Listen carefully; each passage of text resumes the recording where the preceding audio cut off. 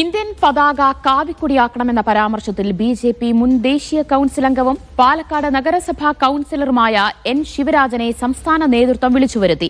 പരാമർശം വിവാദമായതോടെയാണ് സംസ്ഥാന അധ്യക്ഷൻ രാജീവ് ചന്ദ്രശേഖറിന്റെ നടപടി. പരാമർശത്തിൽ ശിവരാജിനെതിരെ പോലീസ് കേസെടുത്തിരുന്നു. വിജിൻ വായാന്തോട് വാർത്തയുടെ വിവരങ്ങൾ നൽകും. വിജിൻ, എൻ ശിവരാജിന്റെ ആ പരാമർശത്തിനെതിരെ കടുത്ത അതൃപ്തിയാണോ സംസ്ഥാന നേതൃത്വത്തിനുള്ളത്? ദിവ്യ, ഭാരതാംബ ചിത്ര വിവാദത്തിന് ഇടയിലാണ് എൻ ശിവരാജന്റെ ഭാഗത്തു നിന്നും ഇന്ത്യൻ പതാക കാവിക്കൊടിയാക്കി മാറ്റണം, RSSന്റെ കൊടി അത് ഇന്ത്യൻ പതാകയാക്കി മാറ്റണം എന്നുള്ള പരാമർശം പ്രസംഗത്തിൽ ഉണ്ടായത്.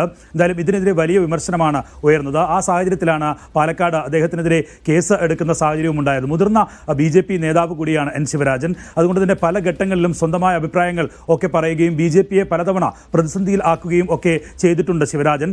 പാലക്കാട് ഉപതെരഞ്ഞെടുപ്പിന്റെ ഘട്ടത്തിലൊക്കെ നമ്മൾ കണ്ടതാണ്. സുരേന്ദ്രനെതിരെ പരസ്യമായി രംഗത്തുന്ന സാഹചര്യം ഒക്കെ ഉണ്ടായിരുന്നു. എന്തായാലും നിലവിൽ അത് വലിയ വിവാദമാവുകയും വലിയ തരത്തിലുള്ള ചർച്ച ഈ പരാമർശത്തിനെതിരെ ഉയരുകയും ചെയ്ത സാഹചര്യത്തിലാണ് BJP സംസ്ഥാന അധ്യക്ഷന്റെ ഭാഗത്തു നിന്നുള്ള ഇത്തരമൊരു നീക്കം ഉണ്ടായിട്ടുള്ളത് എന്നുള്ളത് തന്നെയാണ് മനസ്സിലാക്കേണ്ടത്.